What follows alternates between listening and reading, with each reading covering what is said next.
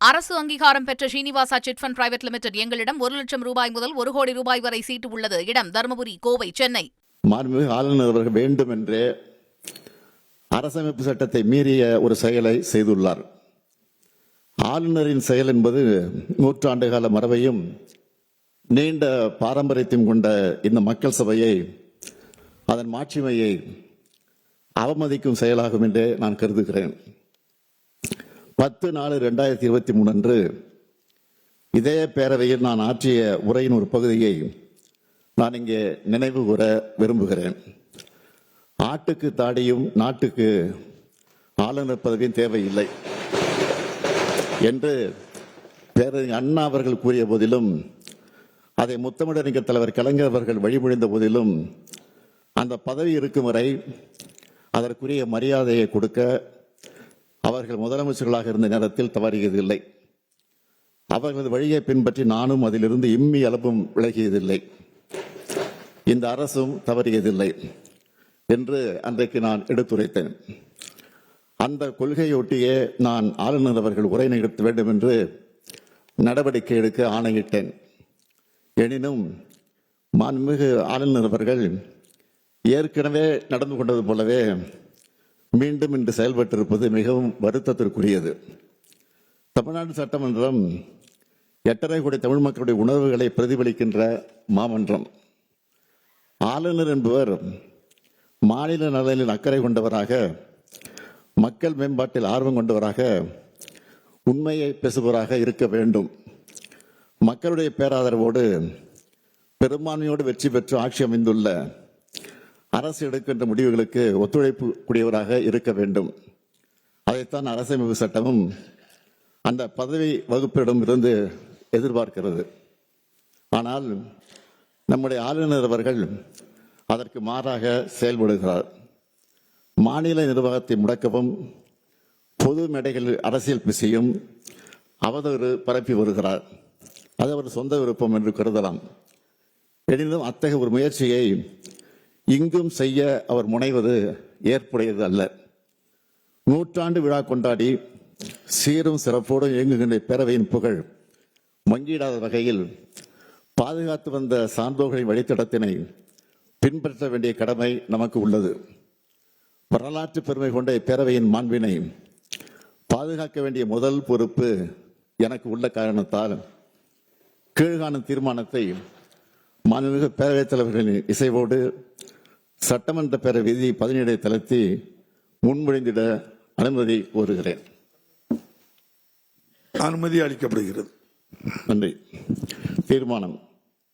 ஏற்கனவே உள்ள நடைமுறைகளை பின்பற்றி தமிழ்நாடு அரசால் தயாரித்து அனுப்பி வைக்கப்பட்ட ஆளுநர் உரையை பேரவையில் படிக்காமல் மாண்புமிகு ஆளுநர் அவர்கள் சென்று வருவதை இப்பேரவை ஏற்கவில்லை. மாண்புமிகு ஆளுநர் அவர்களுக்கு அனுப்பி வைக்கப்பட்ட சட்டமன்ற உறுப்பினர்கள் மேசையில் உள்ள கணினியில் பதிவேற்றம் செய்யப்பட்ட ஆளுநர் உரையின் ஆங்கில மொழியாக்கம் இங்கே மாண்புமிகு ஆளுநர் அவர்களால் படிக்கப்பட்டதாக இப்பேரவை கருதுகிறது. அவ்வாறே அவை குறிப்பில் நடவடிக்கை குறிப்புகள் இடம்பெறலாம். மேலும் மரபு வழி நிகழ்வுகள் மாண்புமிகு பேரவைத் தலைவர்களால் படிக்கப்பெற உள்ள ஆளுநரின் தமிழாக்கம் மற்றும் நான் முன்மொழிகின்ற தீர்மானம், அதன் முடிவு ஆகியவை மட்டும் பேரவை நடவடிக்கை குறிப்பில் இடம்பெறலாம் எனும் தீர்மானத்தை நான் மொழிகிறேன். இந்த தீர்மானத்தை அனைத்து உறுப்பினர்களும் ஒருமனதாக நிறைவேற்றி தர வேண்டி அமைகிறேன். மாண்புமிகு முதலமைச்சர் அவர்களின் தீர்மானம் பேரவையின் முடிவுக்கு விடப்படுகிறது. ஏற்போர் ஆம் என்க, மறுப்போர் இல்லை என்க. மறுப்போரே இல்லை என்று கருதுகிறேன். மறுப்போரே இல்லை. தீர்மானம் ஒருமனதாக நிறைவேறியது. இன்று சட்டமன்ற உறுப்பினர்களின் கணினியில் பதிவேற்றம் செய்யப்பட்ட ஆளுநர் உரையின் ஆங்கிலம் மற்றும் தமிழில் அச்சிடப்பட்ட பகுதிகள் மட்டுமே அவை குறிப்பில் இடம்பெறும். வேறு எவையும் அவை குறிப்பில் இடம்பெறாது என்பதையும், அதுபோல் பத்திரிகைகளும் ஊடகங்களும்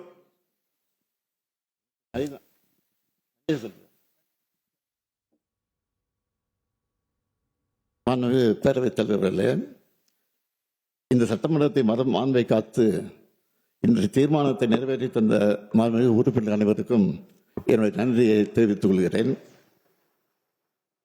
ஆண்டுதோறும் அரசின் சார்பில் உரை தயாரித்து அனுப்புவதும் அதனை முறையாக வாசிக்காமல் ஆளுநர் முரண்டு பிடிப்பதும் தொடர்ந்து வருவது நல்லதல்ல.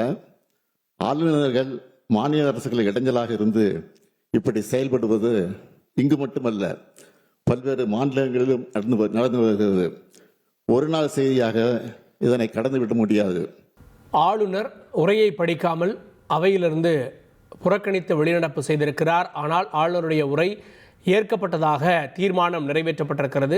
தமிழக முதலமைச்சர் அந்த தீர்மானத்தை கொண்டு வந்தார். அதனால் ஆளுநர் உரை ஏற்கப்பட்டதாக, படிக்கப்பட்டதாக அர்த்தம் கொள்ளப்படுகிறது. ஆளுநருடைய புறக்கணிப்பு அப்படின்றது எப்போதாவது புறக்கணித்தால் அது பேசுபொருளாகும். வருடந்தோறும் அவர் புறக்கணிக்கிறார் அப்படின்றதான் திமுக வைக்கக்கூடிய குற்றச்சாட்டு. அவர் புறக்கணிக்க வேண்டும் அப்படின்றதுக்காகவே காரணங்களை தேடுகிறார். குறிப்பாக இல்லாத மரபை அவர் உருவாக்க சொல்கிறார் அப்படின்னு முதலமைச்சரை குறிப்பிடுகிறார்.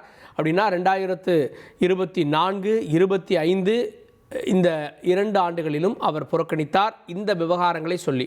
2023 ஆளுநர் அவருக்கு கொடுத்த குறிப்புகளிலிருந்து அவருக்கு தேவையானவற்றை எடுத்துக்கொண்டு நிறைய விஷயங்களை மாற்றி படித்தார். அப்போது ஆளுநர் தீர்மானங்களுக்கு ஒப்புதல் கொடுக்கல அப்படின்னு காங்கிரஸ் உள்ளிட்ட கட்சிகள் ஆளுநர் அவையில் இருக்கப்பவே அவருக்கு எதிராக கோஷங்களை கடுமையாக முன்வைத்தது அப்படின்றது குறிப்பிடத்தக்கது. அப்போது ஆளுநர் உரையை முடித்த பிறகு அப்போதும் எழுந்து சென்றார் அப்படின்றத நம்ம பார்க்கிறோம். அதாவது அப்போது தேசிய கீதம் இசைக்கப்பட்ட போது ஆளுநர் வெளியேறினார். ஆளுநர் தேசிய கீதம் வேணுன்றாரு, அப்புறம் ஏன் தேசிய கீதம் இசைக்கப்பட்ட போது ஆளுநர் ஏன் வெளிநடப்பு செய்தார் அப்படின்னு அன்று கேள்வி எழுப்பப்பட்டது. இப்போது மீண்டும் ஆளுநர் புறக்கணிப்பு செய்திருக்கிறார். அரசு அங்கீகாரம் பெற்ற Srinivasa chit fund private limited எங்களிடம் 1 லட்சம் ரூபாய் முதல் 1 கோடி ரூபாய் வரை சீட்டு உள்ளது. இடம் தருமபுரி, கோவை, சென்னை.